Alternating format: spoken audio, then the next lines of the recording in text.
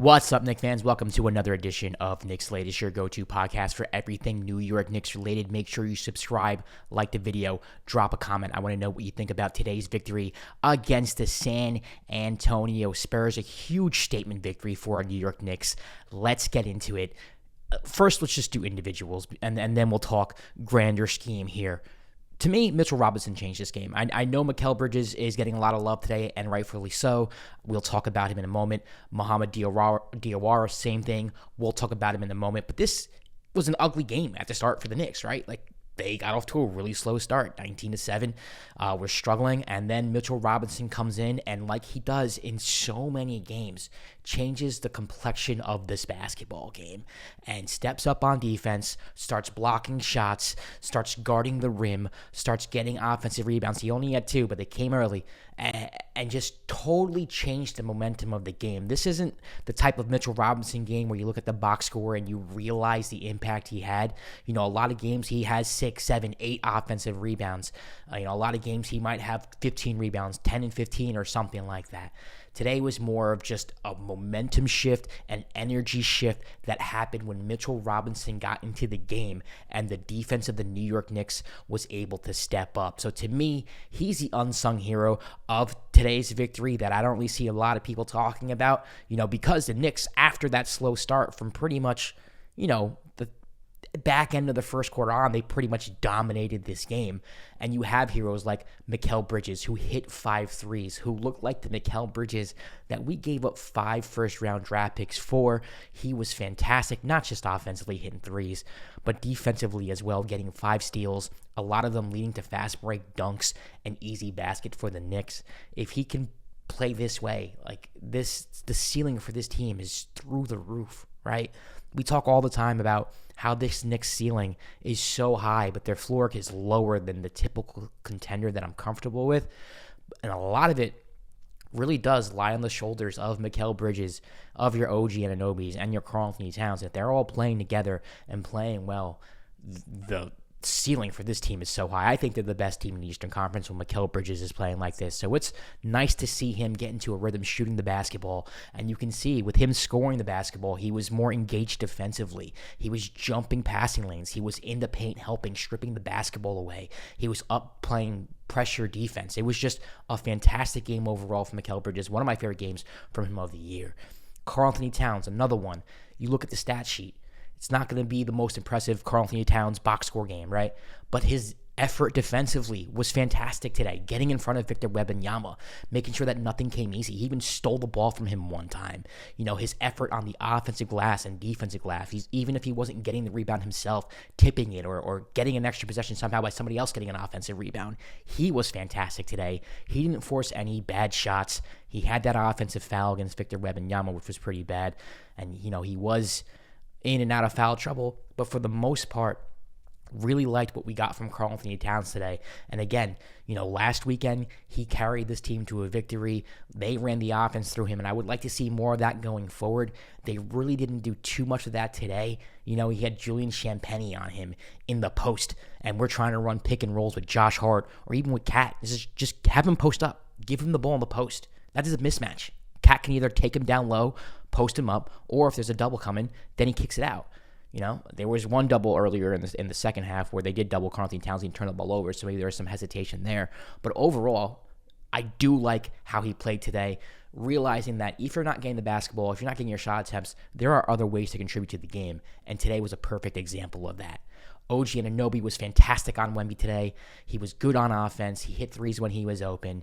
He seemed to be more engaged. My problem with OG this year so far has been sometimes he just doesn't seem engaged, and it can be very frustrating because he is our best defender, and the Knicks are going to go as far as he anchors us defensively. So we need him to step up, and we need him to be that anchor defensively, which he was today against Victor Wembanyama and whoever he was guarding.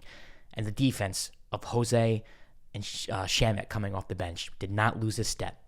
The point of attack defense is something that the Knicks have struggled with on and off this year. When they get their butts kicked, it's usually because they can't guard guards on the perimeter. And San Antonio has 3 really good guards in Harper, Fox, and Stephon Castle, and none of them really did anything today.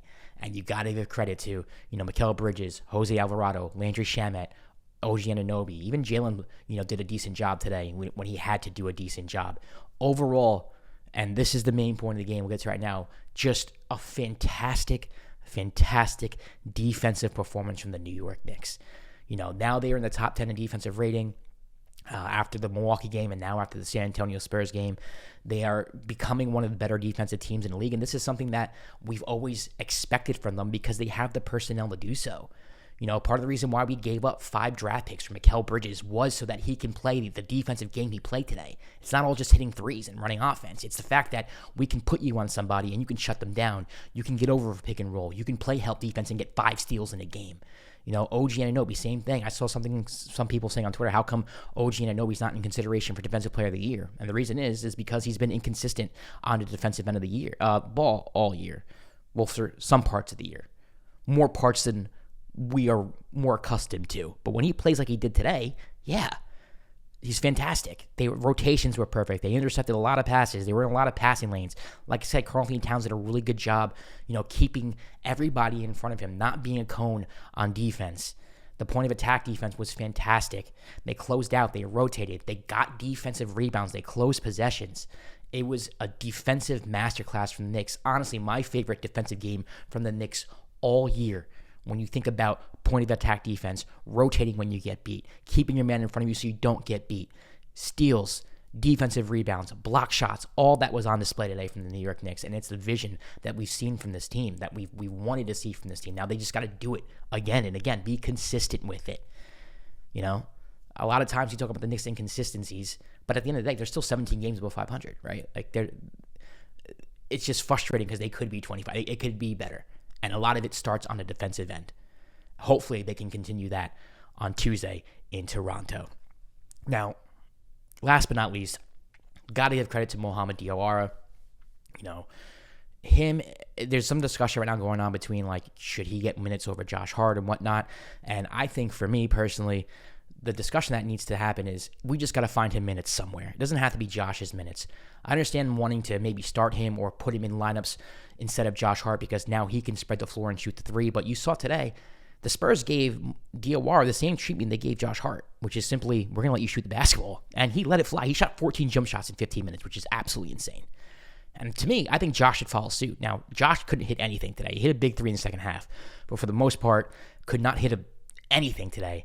But to Josh's credit, and this is why he's still valuable, this is why I don't listen to Knicks fans when they don't want him off the team or when they want him benched. Do you want to bring him off the bench? That's fine, but he still deserves at least 20, 25, 30 minutes a night, depending on how he's shooting the basketball. He does other things. He was fantastic defensively today. I shouted out everybody else when talking about the Knicks defense, but I saved Josh purposely for last because I think people look at his missed three-point shots and don't realize what he's doing on a defensive end. He was great today on defense. He had a huge offensive rebound play where he got 2 offensive rebounds, led to a Knicks 3. He does the little things always. It's just he has to be able to shoot the basketball when it's left open. He has to have the confidence to do so.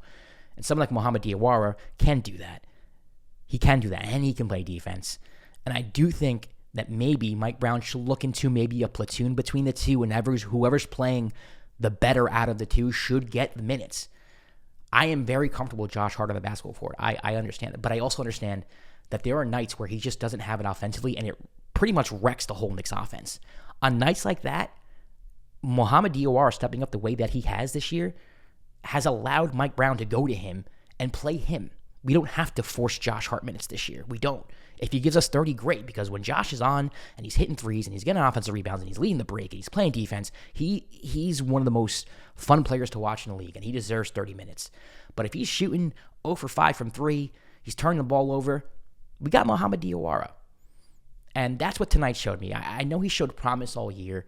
I know that there's been flashes here and there. And to be honest with you, he didn't even shoot the ball great today. He just shot it. He just went for it, which I respect. But you start to realize that, this lineup of Cat and Diawara and OG, Mikal, and Jalen, you can play 5 wide with that. There's a lot of different things you can do with Mohamed Diawara in that lineup. So that's something I'm looking forward to, how Mike Brown handles that situation. Let me know what you think in the comments. Shout out to the New York Knicks. This was a great victory. This is one of my favorite victories of the year, for sure. For sure, one of my favorite victories of the year. Subscribe to the channel. Drop a comment. Let me know what you think about Mo and Josh Hart and the defense of this New York Knicks and what you think this ceiling is. Do you think the Knicks can keep this type of basketball up? in time for the playoffs. All right, catch you tomorrow for an episode of Knicks Latest. Peace.